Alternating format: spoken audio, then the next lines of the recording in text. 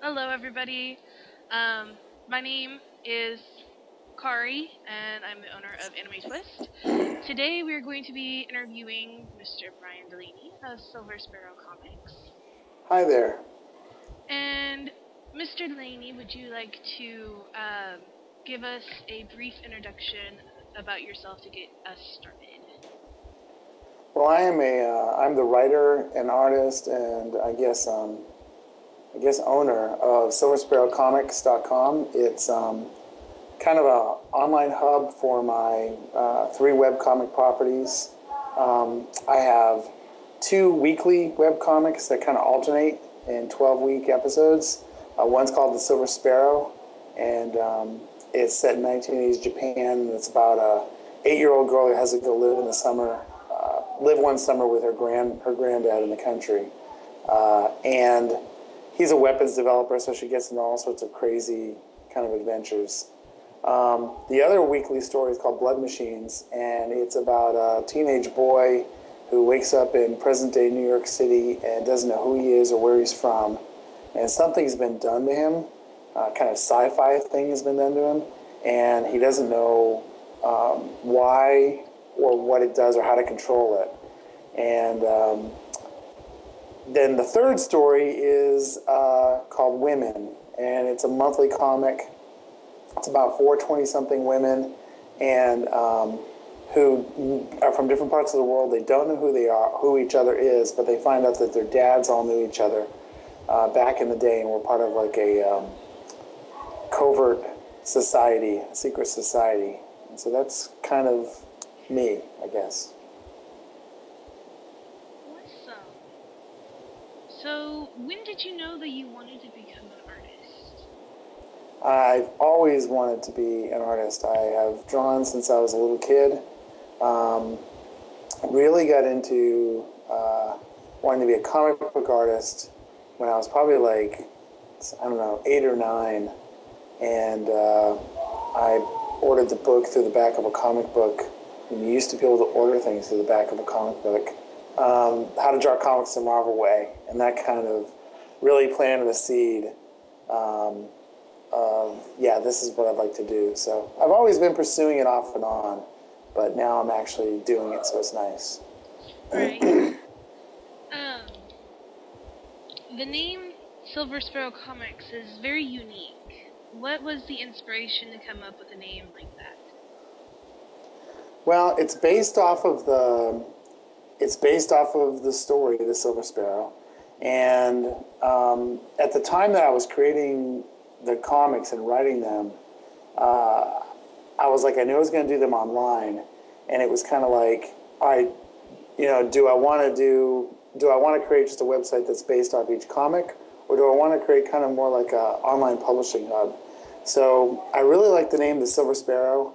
It's kind of I don't know, it's kind of positive, it's kind of unique, and so I did some quick Google searches to see if anybody was doing comics with the Silver Sparrow, and I did a copyright check here in the U.S. to see if it was taken, and it wasn't, so I was like, you know what, that's what I'm going to do. So I secured the URL, and I've been doing it since.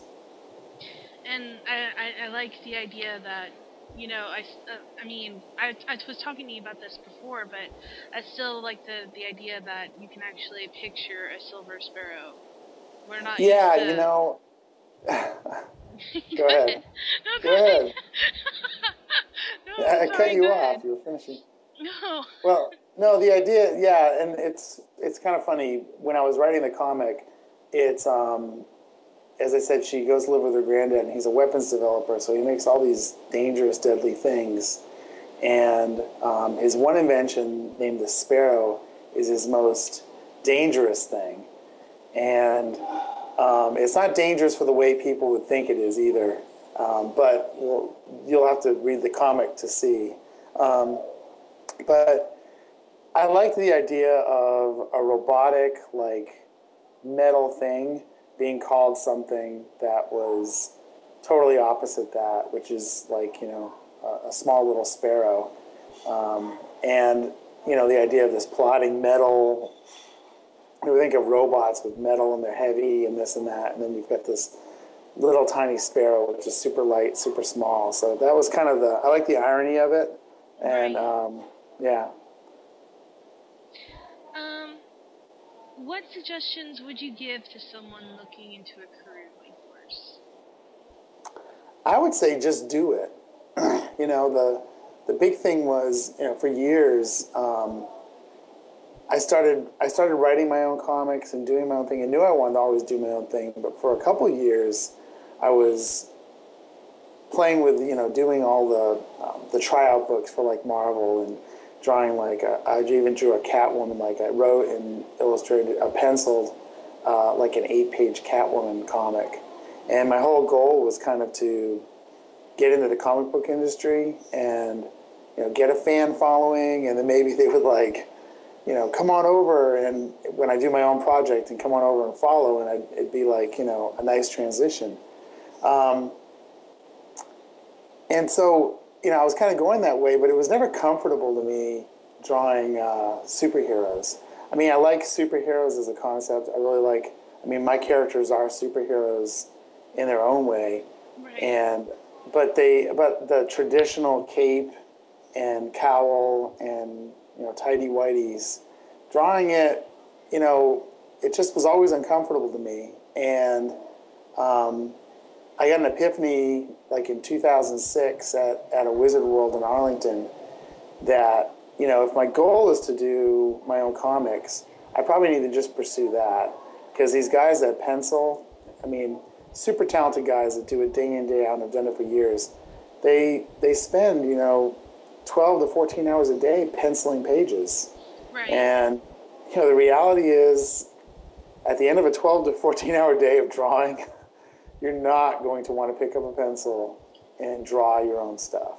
Right. And I was just kind of like, with the internet or the interwebs, there's no reason why I can't just do it myself.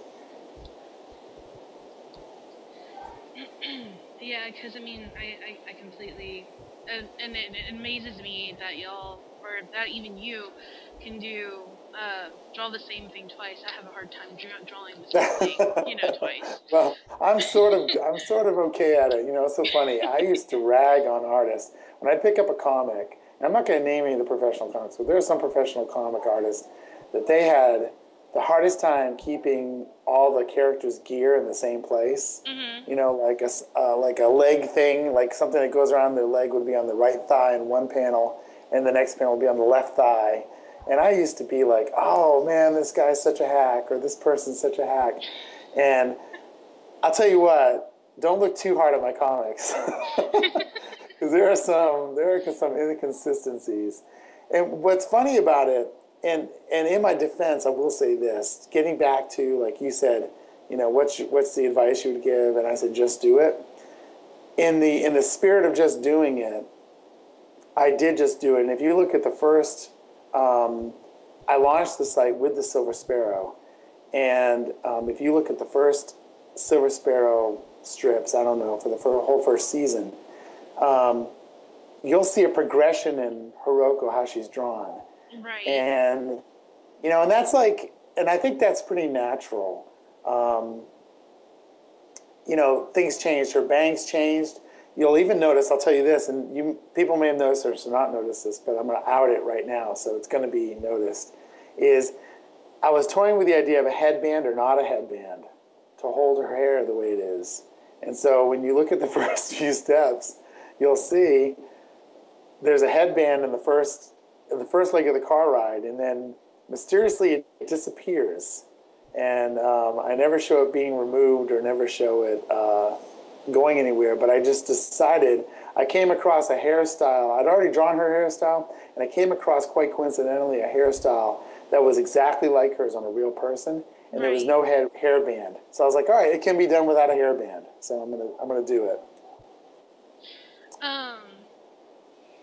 But no, but no, it's just like, I find it amazing that, because I can't, there's people out there that, they can draw just pure backgrounds, and there's people that can draw, over and over and over again, and I just find it amazing as I'm looking through during the live stream some of your comics here, that you can just draw and combine all these aspects into something awesome. So that Oh, that's thanks. that's one of the things that I appreciate, and I'm like I said before, I'm very very grateful that I'm able to interview you about this. So Well, it's awesome to be asked, and I'm so psyched to be here. And I think this is like a big moment for you too. This thing, because you just launched the site, and this is like your first like real interview site. So I'm excited to be a part of it. so I'm gonna put the rest of my questions aside, because I know that you have a giveaway, and I want to go ahead and knock out one question so All far, right. because this is kind of sort of towards the question that I just asked. All right. Now, this is from Hamza Qureshi. Hopefully I didn't butcher that name. That's all right. He says, is it difficult to say, okay, that's it, this is where I'll end off the show for now? He imagines for a lot of writers and producers who have a successful work, it's hard to end off, but it's even harder to find the right moment to end it off. Is there any thoughts on that? You know, I agree with him. I mean, I think that a lot of series, especially in television, they don't end well. I mean, we all have our series that we can say that too. I haven't gotten to the ending of any of these. Right. So I do have endings written. I do have endings planned. And they're kind of holistic endings. So it's kind of like, I know character A is going to do so and everything's going to be happy or everything's going to be sad. But, and I do have ideas of how they're going to get there.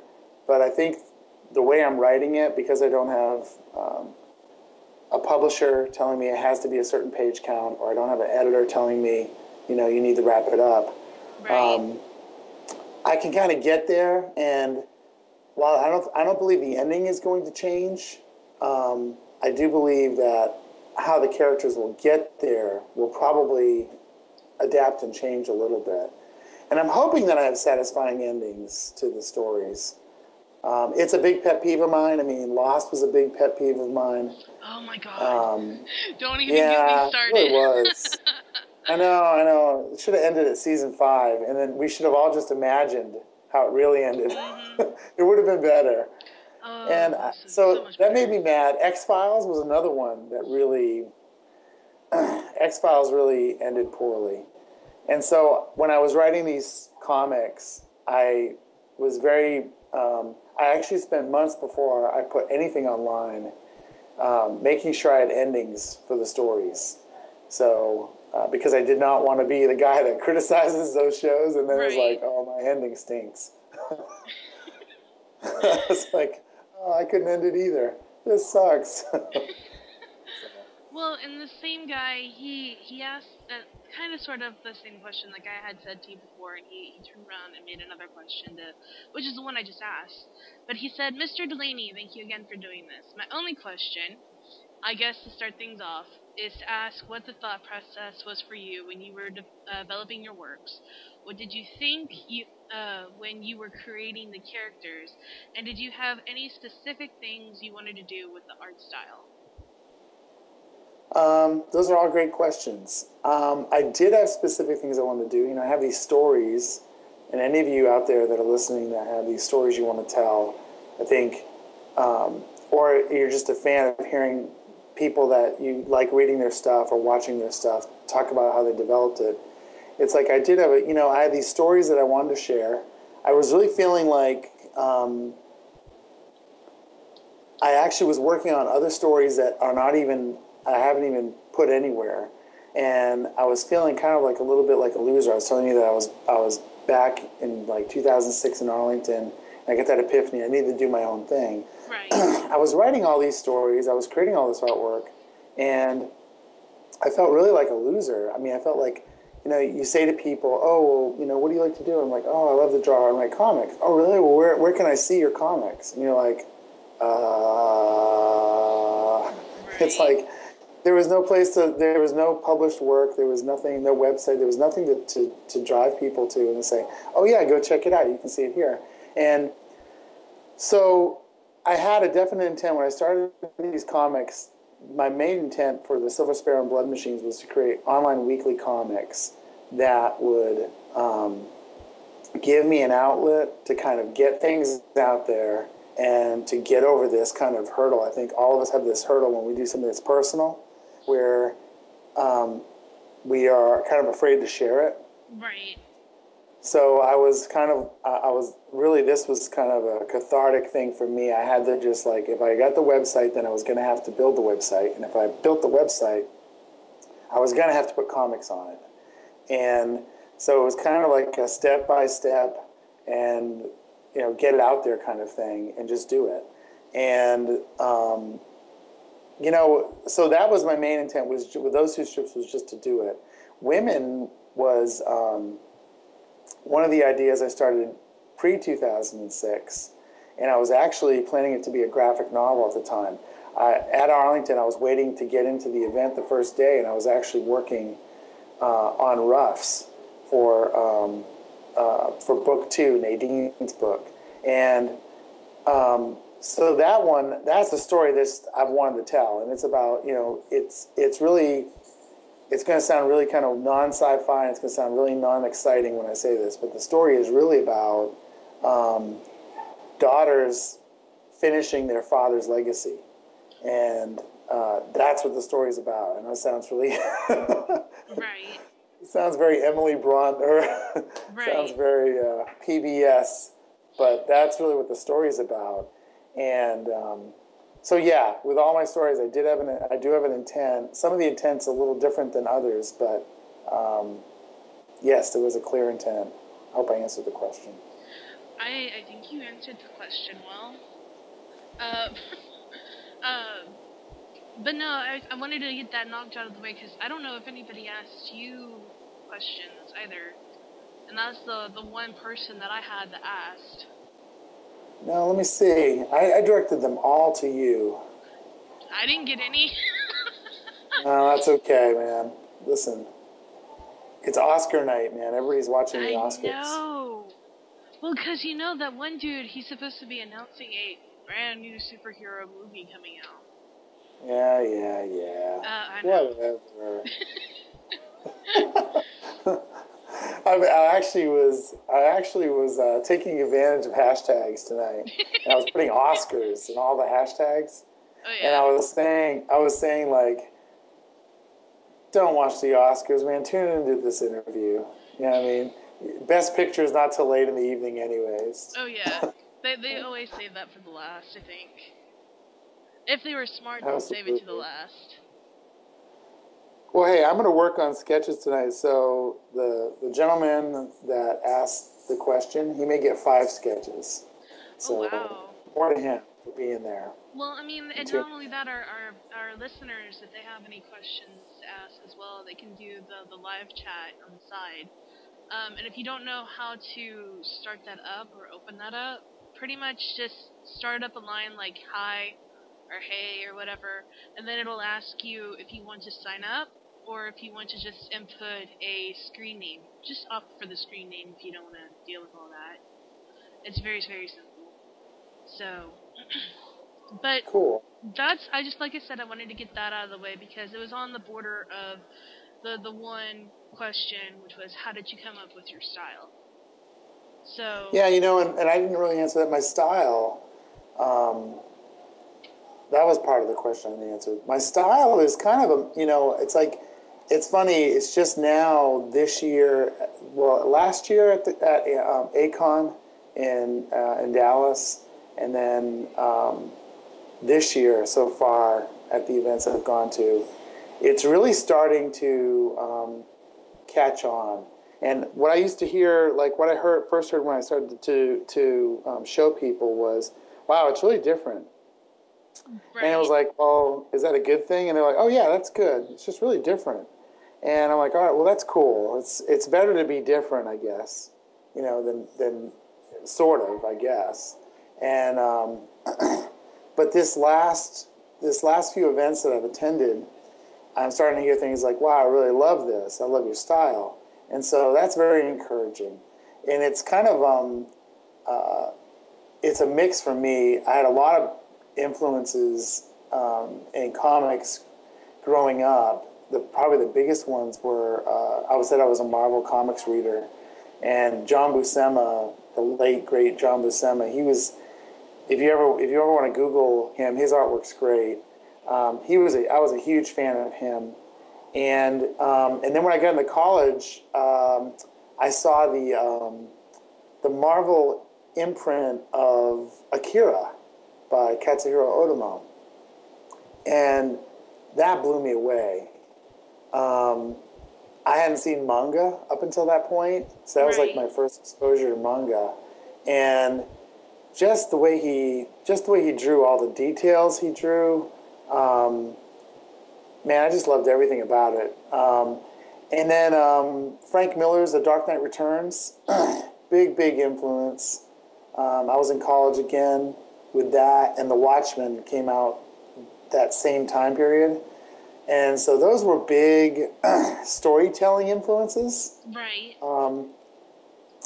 I loved the pacing of The Dark Knight Returns. It was like...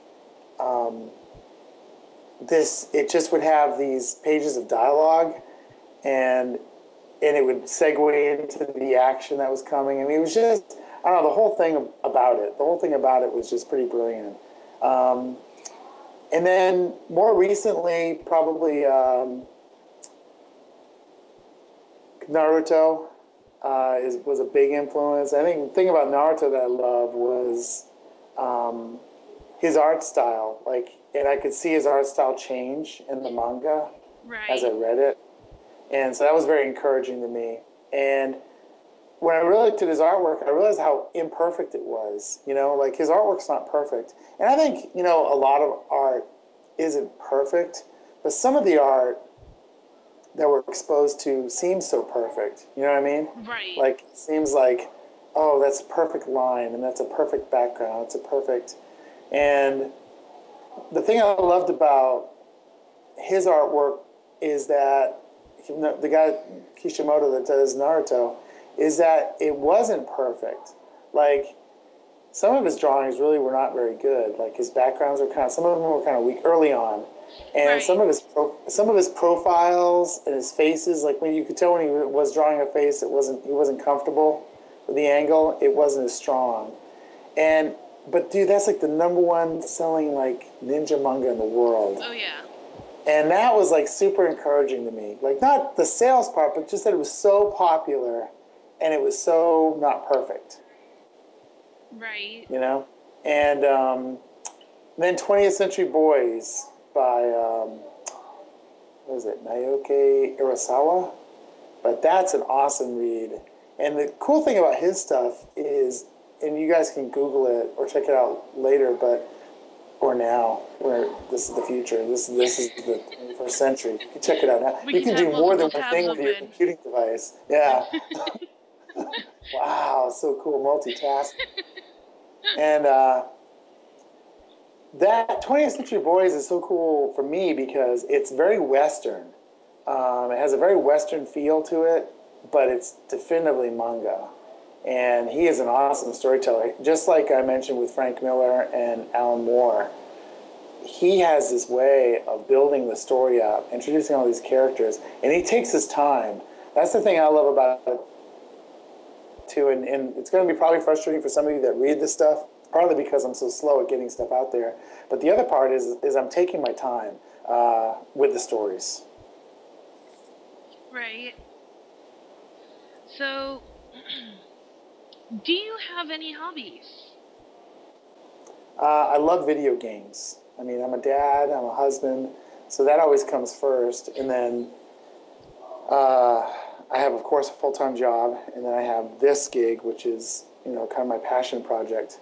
So I'm very, very busy, but when I do have downtime, I love to play video games. What are some titles you like to play? I'm a big first-person shooter fan, so I've geeked out, and I got my Art of Titanfall book in the post just 2 days ago, and I was fortunate to be part of the beta for that on the Xbox One, and that's coming out March 11th. So comic production may go way down that week, and and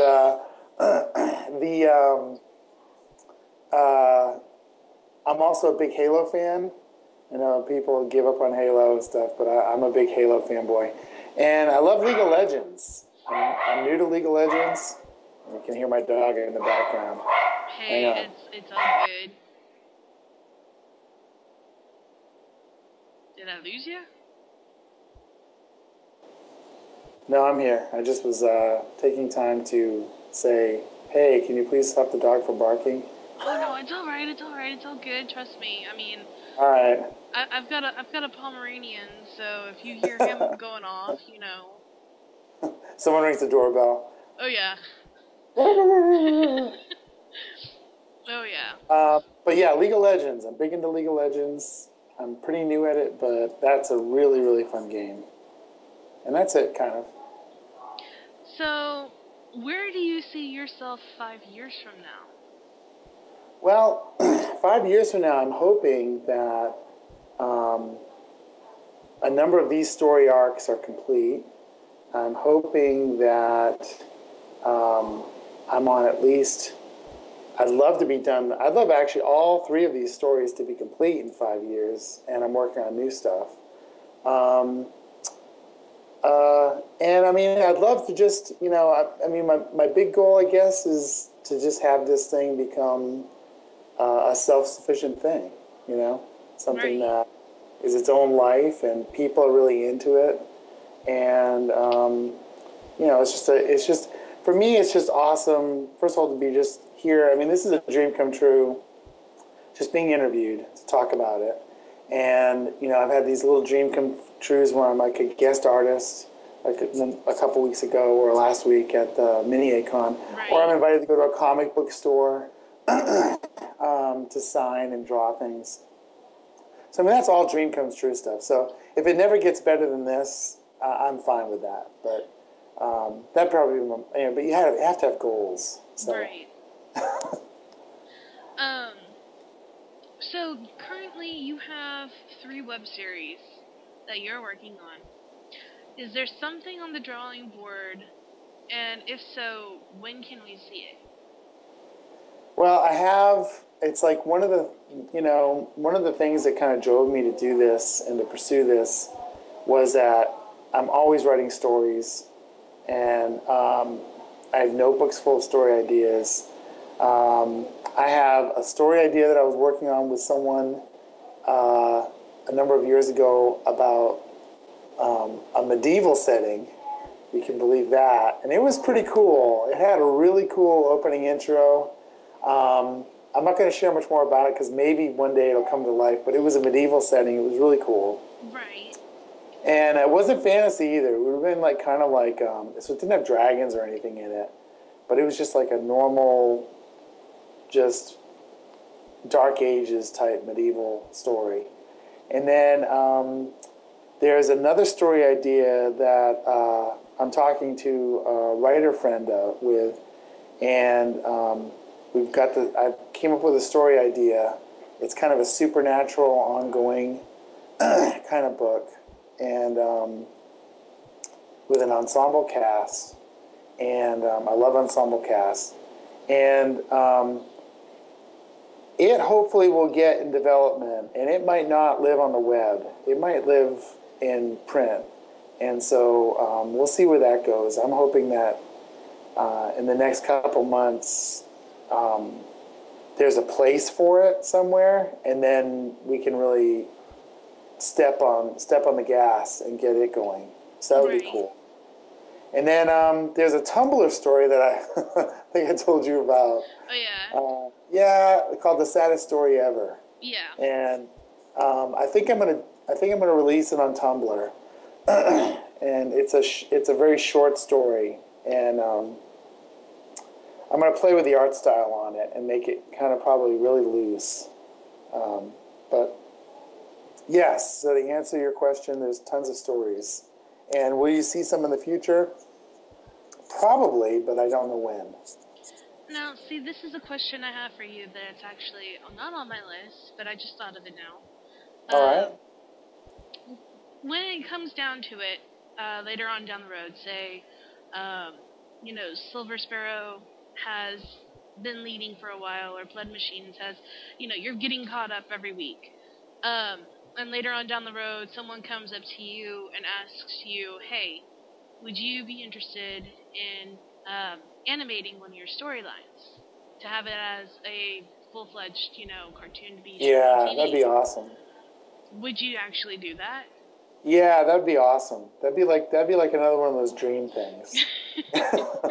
No, it really would be. It's like all of these, and if you look at my strip, you'll see that all of them are kind of told from a film point of view. Right. I mean, and I think that's probably what I love most about the Alan Moore, Dave Gibbons Watchmen stuff, and the Frank Miller Dark Knight stuff, and even Akira, is they're told from kind of that point of view, like they were filmed or they could be animated, Right. And they have that kind of pacing to them, and that's one of the things I'm trying to capture.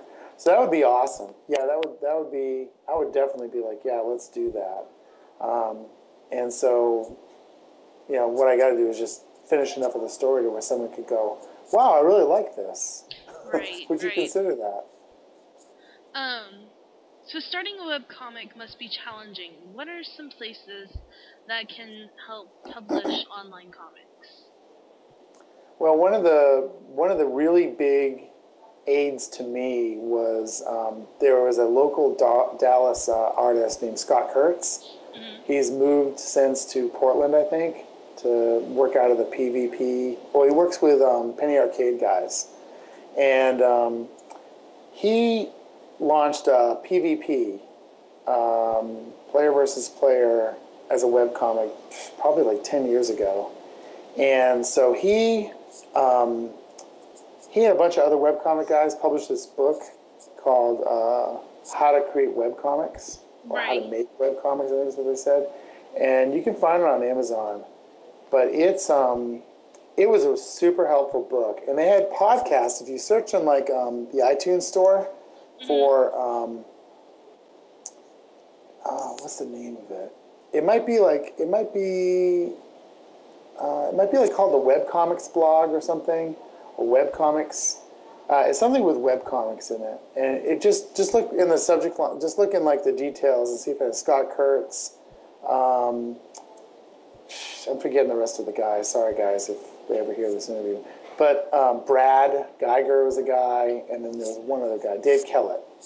And they were like, and there was a fourth guy, but his name is escaping me. But they were really, really fun to listen to. But it was all about them publishing their webcomics. And I don't think they're doing it anymore because it kind of fell off. Right. They all got too busy. But you can find them on iTunes. They're free. And I would suggest you download them and listen to them. The later episodes got really kind of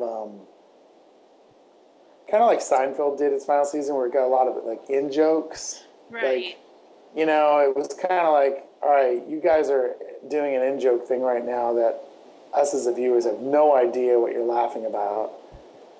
And now you won't stop laughing for 20 minutes. So it got kind of a little like that at the end. Right. But the first, couple seasons are really informative. So if you're interested in that, I would listen to the webcast, the podcast, see if you like it. And if you do like it, the book is definitely worth picking up. It has everything from how to start it, how to secure your URL, how to copyright your material, how to trademark if you're going to do that, how to market it. It's really good stuff. A lot of it I kind of knew just from my day job kind of stuff. A lot of it I knew like about formatting things and creating artwork for dual purposes and stuff like that, and marketing. But there's a lot of great insights in it. So I would advise that. Awesome. So, on your website, it shows the tab word on it, and when you go to click on it, it shows the Bible verse. Yes. So, this question leads on how does your faith play in your comics? Well, my faith is like, it's everything to me. I mean, so it's like it's not something that I can turn off. Right. So it definitely influences the types of stories that I'm writing, and but my stories are never intended to be. They're not intended like for a Christian audience. They're not intended to preach the gospel. I mean, I'm not. It's not. I'm not. That's not really the intent of the stories. But definitely, there's a morality in the stories, and I love moral tales. I mean, I love the old westerns where the bad guys get it, or like the Indian Incredibles where he gets sucked into the jet engine. I mean, it's like I like seeing the good guys win. I like seeing the bad guys lose, and I think that the struggle, the best stories are all about the struggle of getting there. And so there's going to be lots of highs and lows in the stories that I'm telling. But there's definitely going to be, that, I call it that, the Hollywood, what is it? Like movie morals. Like if you notice in any movie, if somebody kills somebody, even if they did it in self-defense, they die. Yeah. All right. It's like, and there's a reason why that happens. It's because whether you believe it consciously or subconsciously, it is not fulfilling seeing justice not served. You know what I mean? Right. We all like to see justice. But then again, I'm sorry to interrupt here. No. But then again, you've got horror movies like Freddy Krueger and Texas Chainsaw that actually get away with that. Yeah, they do. They do, don't they? Yeah, they do. But you'll notice though that they always paint the people that get killed by them poorly. Right. So like one of them's having an affair with the other guy's wife or something. One of them's cheating on work. One of them killed somebody, ran him over by accident, and left the scene of the crime. No, I'm saying, you know what I'm talking about. I know what you're talking about, but all the bad people in the horror movies get killed. Right. And then the one sort of upright person, right, he or she makes it all the way to the end. I mean, they're scarred for life. They're probably going to be committed shortly after the movie ends. I just watched all my best friend's stuff. Yeah, exactly. I know. I mean, but they escaped. They escaped at least until the next movie. Right. They escaped, but and then they end up doing something horribly wrong, and then they were the ones that died. Exactly. So I think it does still stand there, but it's a little bit. It's not the traditional way, but it's definitely still true. So that would definitely influence my strips. As a Christian, I'm not trying to create comics for a Christian audience. So one of the dilemmas I've run into is, Blood Machines is a 16 plus comic, and because it deals with street life. I mean, right. if you're a kid that wakes up in New York City and you have no idea who you are or where you're from, you're going to end up homeless. I mean, that's where you're going to end up. And when you're homeless, you run into all sorts of things that are unsavory. And we see that in the first. Yeah, exactly. So it's like he's not going to everybody he encounters is not going to be nice. And if you read season 1, you'll see that everybody prejudges him pretty harshly. And the prejudging isn't going to stop anytime soon. And but I really wrestled with the language because, I'm not trying to make an R-rated comic, but at the same time, I want it to be somewhat authentic. I mean, I don't want kids that are, using drugs to be going, oh, dang it. Right. Oh, dang it, it's raining. Yeah, people don't talk like that. People don't talk like that whether they're homeless or not, or live on the street, or they've had a rough background. People don't say, "Oh shucks." I guess I'll Right. try that again. So I really wrestled with what level of language to put in there. So I defaulted to the old symbol style, a bunch of ampersands and at symbols and whatever else. And in context, I think you get what I'm saying. If you have a potty mouth, you're going to get what I'm saying. Oh yeah. And yeah, but it's so my faith does influence it for sure. And I put that little tab up there to be encouraging, and it's always going to have encouraging words. Because it's like my faith encourages me. So and really, it's what I think the main reason why I do this and why I go to the cons is to encourage people to kind of go for it. Right. Um. So this is and this kind of falls under with the writing and the drawing and stuff. How much time do you dedicate to Silver Sparrow Comics?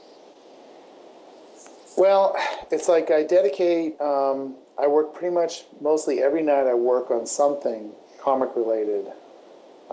So whether it's social media, catching up on that, or it's a side project that helps promote the comic, or it's writing the comic or illustrating the comic or finishing the comic. Pretty much every evening during the week, I'm doing something comic related for at least a couple hours. And then on the weekend, like today, I spent the majority of the day finishing the colors on this week's installment of Women, and which hopefully will go live tomorrow night. So yeah, so I spend probably about 28 hours a week, maybe, on the comics. Do you think that your characters are relatable in a way that your readers can relate with them? I hope so. That's one of the big things when I was designing them, is to make them relatable and to make the stories that they're in relatable. And I think the best characters that we love are the characters that we relate to their pitfalls, we relate to their Achilles heels, we relate to their strengths. Right. And so I'm hoping that as the stories progress, right now we're still in the first chapter of all the stories. So we're not really getting to see a lot of their deeper personalities, but I'm hoping that there's enough variety there, that they each have enough of a foil in their personality, or I guess a foible in their personality, to make them relatable and interesting. In fact, with Women, the whole concept behind Women is, I mentioned that these 420-something women. Right. Each of the books is going to be basically the same story, but told from each woman's perspective. And so you're going to see from each woman's perspective how they first found out about their dads, and if they decide whether or not to go forth and finish their father's legacy in this area. It's like a sci-fi area thing. And so you're going to see this first book is Marie, and you're seeing everything from her perspective. But when the next book starts, you're going to see it from the UK girl Nadine's perspective. Right. And so things are going to change, and you're going to see things about the characters that I think will make them more relatable, will make you love them more, and will make you hate some of them more. Or actually take a character, my goal is to take a character that you loved when you read their book, or when loved when you saw them through the other books, and then when you read their book, you absolutely are like, oh my gosh, she's the worst of the worst. So. Right. Alright, so I've been told to go check Facebook on the live stream chat. All right, and let's see. I have another question here from All right. Bree. And I know this is going to be one of my questions later on, but he says, "Do you enjoy drawing in ink and pen, or do you enjoy more digital drawing, or would you even do a paper comic?" That's a great question. I enjoy drawing. I do enjoy drawing pencil, paper, and pen, probably more than digital. I think it's a little bit more gratifying um, because there's no undo. So when you're drawing, it's like that line you put down, you really have to commit to it. And so when I draw something that I really like and it's in pencil, it's kind of I treasure it more than the digital version. I don't know if that sounds weird, but it's more treasurable to me. Like I want to keep it. And but digital art is kind of a necessity in today's world. I mean, the first season of Silver Sparrow, I actually drew I actually have them, and at one point, I'm probably going to sell them or offer them as gifts. But the original artwork. Oh, did I just lose you? No, I'm back, I'm still I think. here. I'm still here. You there? Yep. Okay, good, cool. No, I saw my internet kind of drop down a little bit, so I was like, oh no. The first season of Silver Sparrow and of Blood Machines, I drew traditionally. I drew them like twice upsized, penciled, and inked each one, scanned each one, and then I colored it digitally. But I've transitioned to doing everything all digital just because it's a time save. I mean, I use Manga Studio 5, and I use the EX version because I'm doing multi-page documents, but if you can't afford the EX version, I would recommend just the 5 version. It's a great product. It has basically everything that the EX version has. It's just you can't create multi-page documents. Right. And I'll do my sketching now and my inking in Manga Studio, and then I'm still doing my colors in Photoshop. So I'll export it from Manga Studio, open it up in Photoshop, and finish all my colors in Photoshop. Part of that is because I'm more familiar with Photoshop from a coloring point of view, and I've bought some custom brushes that help. And the other part is this young guy named Ron that occasionally helps me out with doing my flats. That's where you put the flat color in.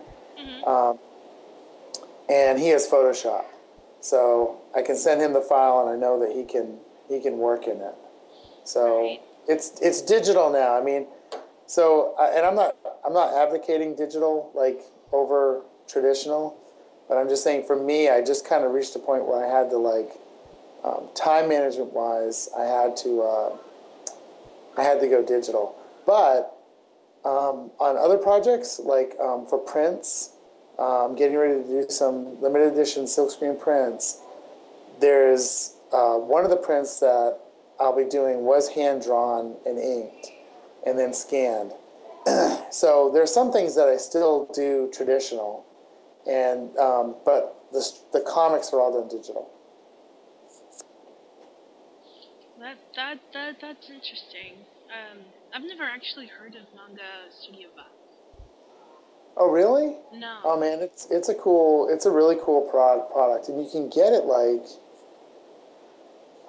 I think I saw someone tweet about it that they were getting it for $70, but I think the Manga Studio product is not it's expensive, but it's not super expensive. It's not like Adobe Photoshop or anything crazy. Right. It's like I want to say it's just above $100 or hovers around $100.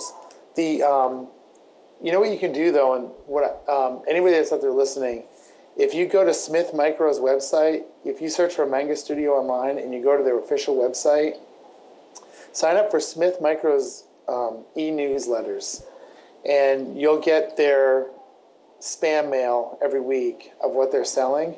But every year they sell Manga Studio EX at like 60% off. And they only do it to the people that receive the emails from them. And so, but that's what I did is I saw that they did that, so I waited a year. And I, sure as clockwork, man, I received the email and I ordered it, and it was like a huge savings. And both of them are on sale. So the EX version and the regular Manga Studio 5 will be on sale at that time. And the Manga Studio 5, I think, drops to like $70. Wow. So it's a huge sale. So look up Manga Studio and sign up for the Smith Micro newsletter. And if you're interested, it'll be worth your while. So, among the 3 webcomics you have on your site, what would you say is your favorite storyline and characters that you've worked on in your career? My favorite storyline is probably going to be, and I mean, mind you, this is like asking someone to pick their favorite child. All right, and none of the children are delinquents, so it's easy. All right, it's like, all right. So my favorite story, the story that's probably the most favorite to me right now, is Women. It's the one that I've been writing forever, and it's the one I'm most excited about, in the sense that I love all the characters, and they're just so cool. I mean, I just can't wait for the world to see them more fully, because I just really think that it's the comic that people are going to relate to the most. Right. And then I love Hiroko from the Silver Sparrow. I mean, she's like Naruto in the sense that she's fearless. She's a little smarter than Naruto, at least Naruto in the earlier books. Naruto in the earlier books is kind of like, I'm gonna take you out, man, and it's like, no thought whatsoever of whether he could or it's even possible. He just runs in there, and he'll be like, oh man, I didn't realize this guy was like a double jitsu latte, and he's in trouble. Hiroko's a lot like that, but she's really smart, and so her problem is that she's only 8 when the story starts. Well, she's 11 when the story starts, but we flash back to when she's 8, and the real tale begins. And the thing about it is she can't know everything at 8. So she has kids don't have any real thought of consequence at 8. So even though she thinks she's figured it all out, of course she hasn't. And so that's what gets her into trouble. But I love her fearlessness. And my favorite character in Blood Machines will debut in the next week or so, and her name is Trixie. And she has a real name, but that's her name that her friends call her on the street. And she's a streetie. She's one of the ensemble cast runaways that Hertz will eventually link up with. And she's got a really awesome backstory. And her backstory will figure big into the Blood Machine story overall. It's like a real shaping story, and her character is like super relevant. Like, it's probably the most relevant character I think that I've ever written, and because I could she could be real. Like, she may be real. I've had people tell me that I talked to about the strip. Say, I know someone like her, or I met someone that looks just like her. In fact, one guy, another story from Staple, I told you one the other time we talked. Mm-hmm. This guy came up and he's like, I was doing a sketch of Trixie. He's like, dude, that girl, I know that girl. And I go, well, she's like made up. I mean, I don't know how you know her. And he's like, no. He was from Arkansas or something. And he said, yeah, dude, she's like this transient. She shows up at my place and says, I'm not joking. This is real. She says, and she shows up at my place and says, hey man, mind if I crash here for a couple weeks? And he's like, cool. And she sleeps on the couch. And he said, dude, looks just like her. And so, I mean, she for me is the most real character I think I've written, and I'm hoping that the other characters will get there for me like that. But yeah, that would be my answer. Very, very awesome. So what do you listen to while you work? I listen to Pandora and Spotify. Pandora more, Slacker Radio, and I like the radio. The reason why I say them is because I know that's not a specific band, but I like the radio aspect. Like, I like not having sometimes to change the, to create a playlist or to go through your collection of music and like select an album and then hear the album repeat over and over again. Right. Because you don't want to stop what you're doing. So I like that aspect of the streaming radio. My favorite bands are probably Switchfoot. Starfire 59 is a huge fan. And Starfire 59 is like, they call it shoegaze. Mm-hmm. It's so it's really dreamy kind of sounding, and it's really always has a drive behind it, like a real driving bass or something. So it's kind of like very soothing, if that makes sense. So it's kind of cool to listen to. Mogwai is a band that I've been listening to lately. I think that's how you pronounce it. And they're purely instrumental. I know a guy that listens to a lot of instrumental music, so he kind of turned me on to them. But that's kind of it. That's kind of what I listen to, usually. All right. I know that you're going to have to try and pull the quote out, but is there a quote that inspires you? Dude, you think I'd be prepared, but I'm not.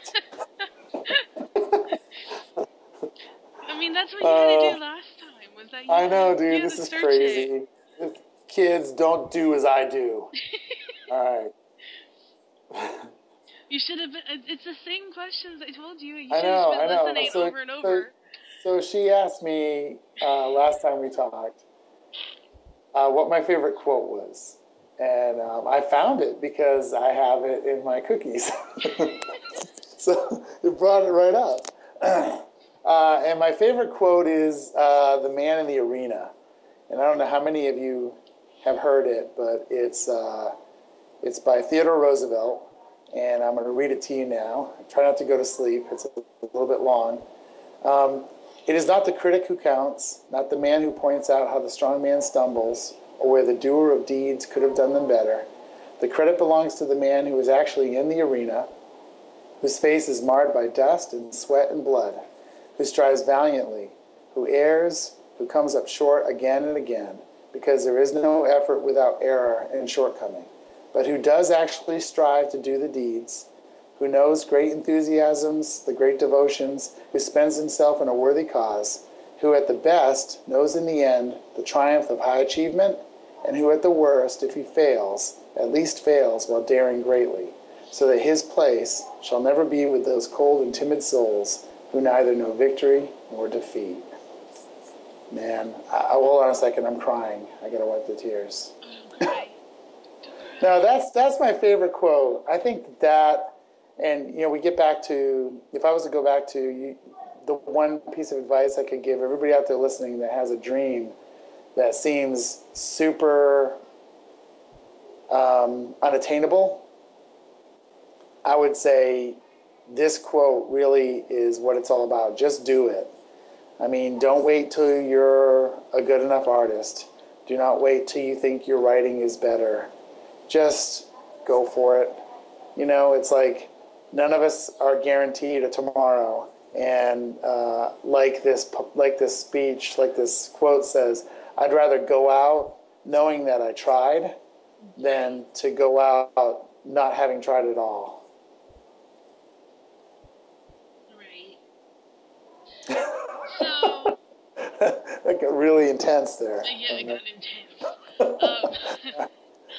So I live in Texas, and you live in Texas. I live in Texas. It got cold today. Man, it got really cold. It's like, for those listening, it is like 19 degrees. Shoot, I still got snow all in Texas. Dude, it got intense. And where this is leading into is, where would you most like to live and write? I would most like to live, honest, this is going to sound really like, okay, whatever. I like Texas. I really, really, really like Texas. If I could choose to, hold on one second. Family discussions going on in the background. Bum, bum, bum, Bum, bum. bum, bum, bum.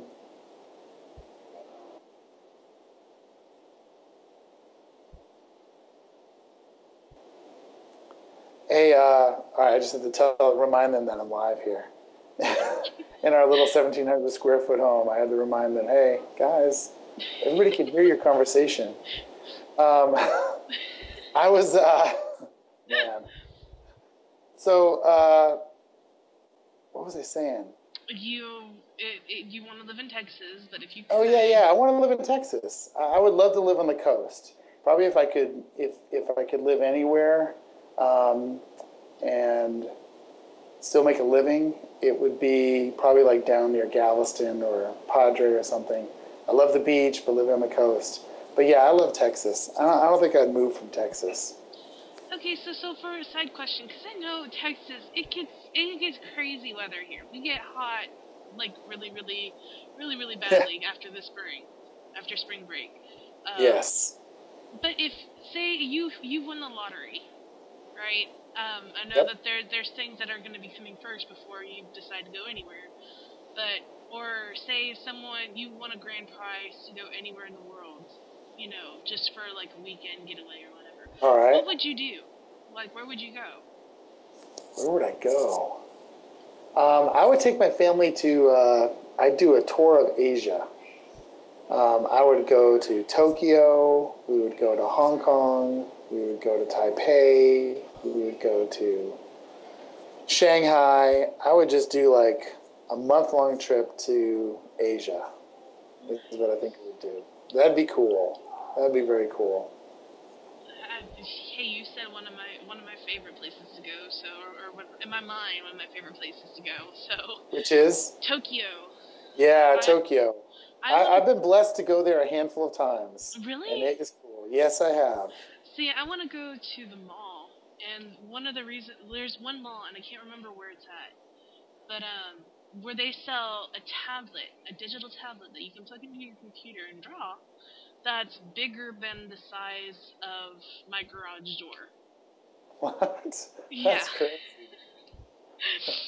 I mean, so when you're drawing, you have to if you're drawing one long line, you have to run along the wall. Yeah, pretty much. Hold your hand straight. Dude, I tell you what, it would solve a lot of issues that those of us that work in chairs all day. Oh, yeah. Tell you what, man, it'd be like great physical activity. That'd be awesome. But you'd have to have a lot of room backwards because you'd try to stand back to see what you're drawing. Right. You're like, oh man, that nose is all wrong. You have to run back up to the wall, fix the nose, run all the way back to the other end of the room. Dang it, it's still wrong. It's still wrong. So, and like I said before with Corey's question, this kind of runs back to this question here. In Silver Sparrow and Blood Machines, the style is monochrome.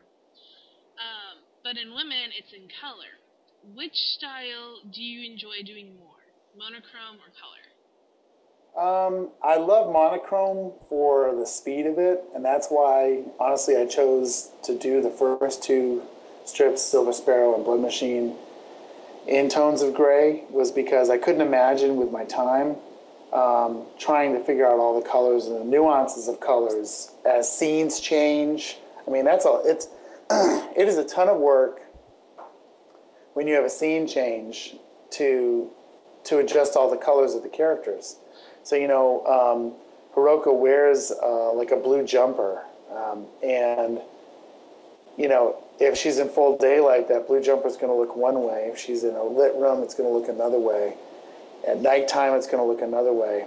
And at the time when I was writing the stories, researching, I need to find out what a gas station looks like in Japan.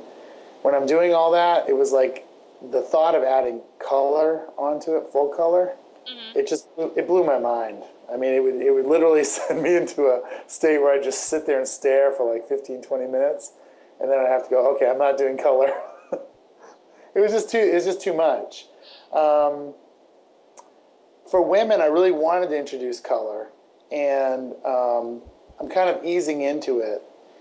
And I'm doing it. You'll still notice that Marie's story starts in monochrome, and she's tinted with that same monochrome color, but she's kind of in full color. Right. She's wearing all black, and she's wearing all black for a reason, which you'll find out in upcoming episodes. But that's going to be color. And I'm doing something also with women. You'll notice the color starts to shift. Month 3, I think, we are introduced to her dad, and there's a door in the background, and that's like really warmly lit versus the coolness that we've seen up to that point. And so I'm going to actually transition from the cool to the warm for a couple months, and then I'm going to go back into cool. So I'm kind of playing, and I think that's one of the things that's fun about doing your own thing, is you can play like this. I mean, there's no rule that says I can't do this. It's mine. So, I'm trying to be successful with it, but at the same time, I'm really trying hard not to do it the way everybody else does it. If I have an idea, it's my artwork, I'm going to just pursue it. You know what I mean? Right. It may be a horrible flop, but it may not. And I had an interesting thing today while I was coloring, that I think for Nadine's story, she's the character from the UK. And if you go to my Facebook page, those of you that are listening, and you look under photos, you'll see some of the full color pictures of the characters from women. And the cool thing about her is I think I'm going to do her style, her book actually in watercolor. So it's going to have a watercolor look to it. So it's not going to have this very graphic kind of cell-shaded kind of flat look that Marie's book's going to have. It's going to have more of an old kind of vintagey watercolory look to it. So I was thinking about that today, and I was like, why not? Each book can have its own visual look, even though they're tied together by story. So that's the reasons why things are the way they are. All right, so here's the next question. Speaking of women, Marie watches a show called The Sparrow. Is this a reference to another one of your comics, The Silver Sparrow? Yes, it is. You are very astute. You caught it. And if you follow my stuff and you follow me on social media, I've hinted and I've said, hey, big reveal for one of the strips is coming up in this month's episode of Women. Right. And yes, in fact, the Sparrow will be revealed this week's episode, Monday night. You'll get to see what the Sparrow looks like. It is a tease. It is definitely a tease, and it's a foreshadowing of things that are coming in the Silver Sparrow, the story. What it is Marie in Women, her favorite anime growing up. This is kind of a flashback that we're in right now. And she's watching her favorite show, The Sparrow. Basically, The Sparrow is an 80s anime in my world that I've created. So the Silver Sparrow comic is an 80s anime.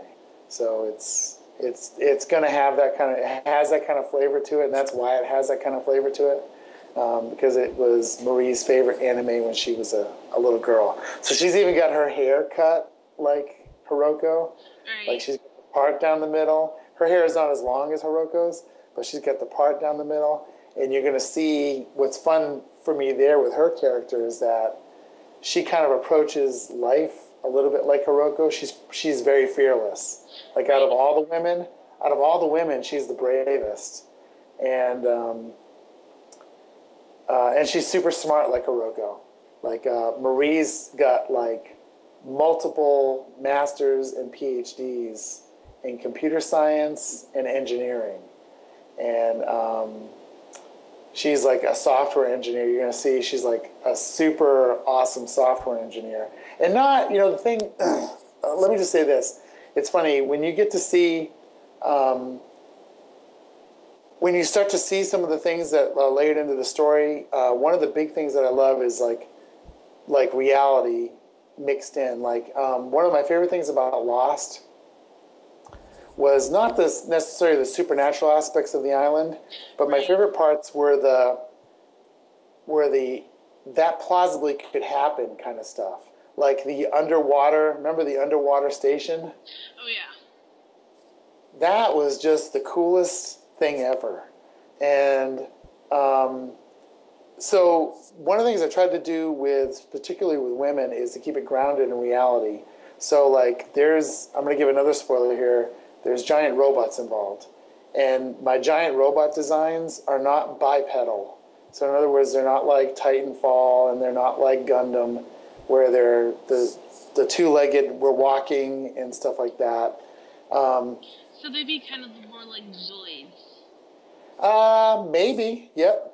Yeah. Where You could all on say fours? that. Yes, they're a lot more. Well, I tried to base them on real world. They're not real world, but I mean, real world bipedal robots are incredibly difficult to make, and they're not as efficient as using wheels or tracks or bipedal movement, like a quad pedal movement, like I guess you'd call it that, like multiple legs. So all my designs have tried to be like dosed with reality. So even her being a super software engineer, it's going to be based in reality. It's not going to be like, you see computer scientists, like you see like software programmers in movies, and they get these crazy interfaces, Oh yeah. It's like, okay, that does not exist. You know what I mean? So it's all going to be kind of real world with a twist. So, for the second to last question, because I was just remembering about it, that I was going to put that on my list and I never did. In the beginning of when they're in the car ride for the Silver Sparrow, it kind of feels Spirited Away-ish. Yes, absolutely, man. That is awesome. Are you a fan of... I'm a huge fan of Spirited Away. That movie is phenomenal, and I loved that character in the movie, how she kind of transforms. She's whiny. She's whiny, and Hiroko's not whiny, but she's kind of a whiny, wimpy character. Right. Incredibly self-absorbed, and then she kind of becomes this... She grows. She becomes different by the end of the story. And but I loved that scene in the back of the car because, and that's why I set the story in the 80s, because seatbelts weren't such a big deal back then. Right. And because I remember growing up, we didn't wear seatbelts in the back seat. If you were in the back seat, you were safe. Right. That was it, man. I remember my mom telling me stories where they were actually sitting above the port, where they were... Yeah, no, we used to lay in the back window. We used to lay in the back window in the car. Like lay in the back window, or you'd sit on the floor. Because you were behind the dashboard, so you were safe, was the philosophy. Right. But I love that scene because she's like in the back of the car, and it just reminded me so much of my own experiences growing up and what it feels like to be a child, and you're on this road and you have no say in where you're going, and you have no say in what your parents are about to,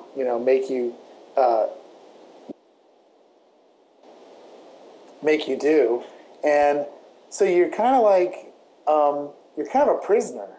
And that's kind of what I wanted to make everybody feel with the Silver Sparrow was, the back seat's her zone and her parents are kind of in the front seat. And while they're connected, they're separated. And it's kind of very much an us against them, and or them against Hiroko. And it's just kind of, that's one of the real fun things about writing her character and her stories. It's all told from her perspective. And, well, the majority of it is. And it's fun to kind of remember how you viewed adults when you were that age and how you felt, like when you were in the back seat of the car, or how you felt when you were going somewhere and you had to stay there and you didn't know. Like, I remember going to my grandmother's, being just terrified of staying at her house overnight. Because her house was creepy, man. It was like 2 stories and dark. I mean, it really was. I'm from the Northeast originally. Right. And so it was like this creepy old house in Massachusetts. And it was, I remember going to bed at night and being like, this is creepy, you know? And so you're going to see a lot of that you can see a lot of that currently in the Silver Sparrow, is that everything's going to be a mystery to her. Everything's going to have this like larger than life, like I don't want to, but the final panel of season 2, a light clicks on and it's like, huh? I mean, you know, it could be nothing or it could be something. And Right. that's kind of what I'm trying to create with this story is, all right, so this groundskeeper guy, he looks strange. Is there something strange about him, or is this just Hiroko because she's 8 and she's got an overactive imagination and she's in this strange place? She's making it strange, you know? Right.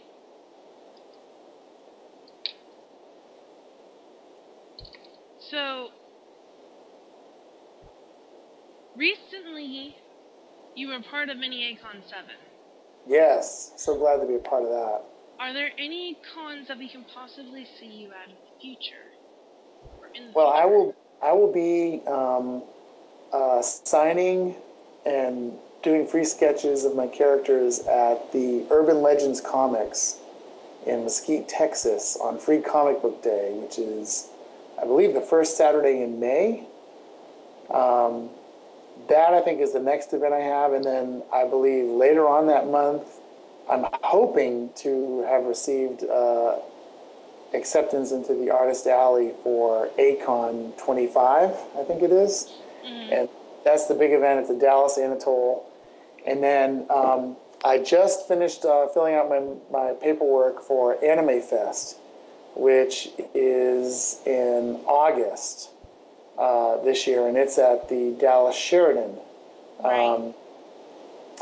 So those are the next 3 events that I have on my calendar. Now, I know that a couple of the people that are actively talking in live stream, I think they're in Alabama. They're gonna shoot me if I got that wrong, but have you thought about expanding out more in the United States area? Yes, absolutely. I mean, I would love to. My goal first is to conquer Texas, and so that's kind of what my first plans are. It's just economics. It makes a lot of sense, and it's a lot easier for me to kind of communicate with the people that I'm close to, and to create kind of a fan base. You know, it's like a home fan base thing, and I would love to. I missed it this year, but next year my goal is to try to get to go to the Small Press Expo, which I think is in Virginia every year. It's like this huge, it's called SPXS or something, I think. And I'd love to go to some of the bigger cons, like New York Comic Con. In fact, I just read that there's a new artist it's kind of like going to just be artist only. It's not going to be all the cross media. Right. Like you know, the cons are all becoming like kind of mixed media cons. They're not really about comics as much. Right, and they're becoming more and more kind of sort of mainstream. Yeah, they are. They are. And someone announced that someone's created an artist, like kind of a mini-con artist kind of thing. They've got a ton of artists going to it. That's interesting to me. I mean, hey, anybody listening out there, if they know someone that is looking for artists to be a guest at their event, and, you know, they'd like me to be a part of it, you know, just contact me. I'm easy to get in touch with, and we can see what's possible. So, but yeah, Texas is first. Well, that was it for my questions. If anybody else out there has any more questions, now's your chance to get them out. Yeah, please. And if you can't get them out during the live stream, if you do get them to Kari or myself, like through our Twitter,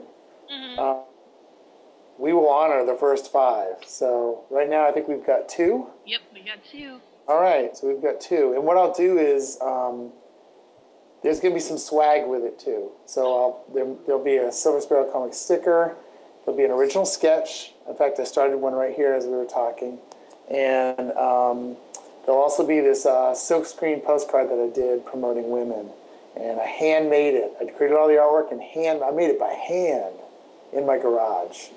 So how did that work out, by the way, in your garage?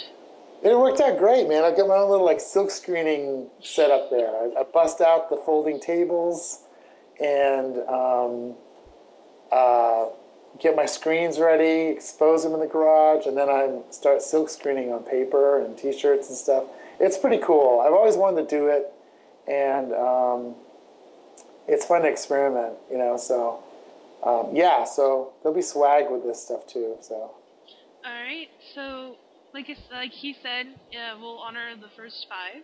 So yes. So and thank you for the 2, and thank you for the listeners tonight. We appreciate it. Yes, thank you guys so much. But as Mr. Delaney had just said, pretty much if you have any more questions, you can put them on the post on my Facebook or for Anime Twist. Yes. Or they can contact you directly, right?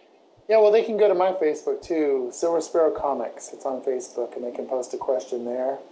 Or if they're on Twitter, they can look me up on Twitter. I think I'm Silver, SILVR, Sparrow, Com. And on my website, all the links to social media. But yeah, if you contact us through the social media, we will honor the first 5. There's 3 left, 3 spots left. So, with that being said, I think we're done for tonight. But don't go anywhere. I still need to talk to you.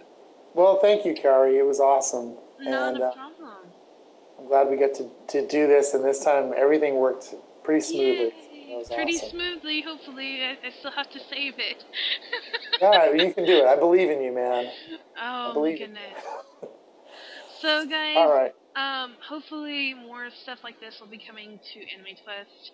And, Mr. Delaney, hopefully I will be able to pull you back for another interview soon. Absolutely. Absolutely. Hopefully none of this technical difficulty stuff happened. No, this has been an awesome experience. Again, I'm so glad that we got a chance to do it, and I'm so thankful for the people that tuned in. So yeah, this is, as I said, this is a dream come true. So thank you all for making it happen.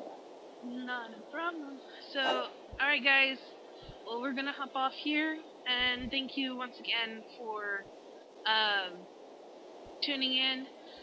I will contact Corey and the other person. I don't know how to say his name properly without butchering it. That's all right. Then don't. I'll contact them for you and get their information. All right. Awesome. And I still need to talk to you about something, so don't go anywhere. anywhere. Cool. All right. I'll hang on.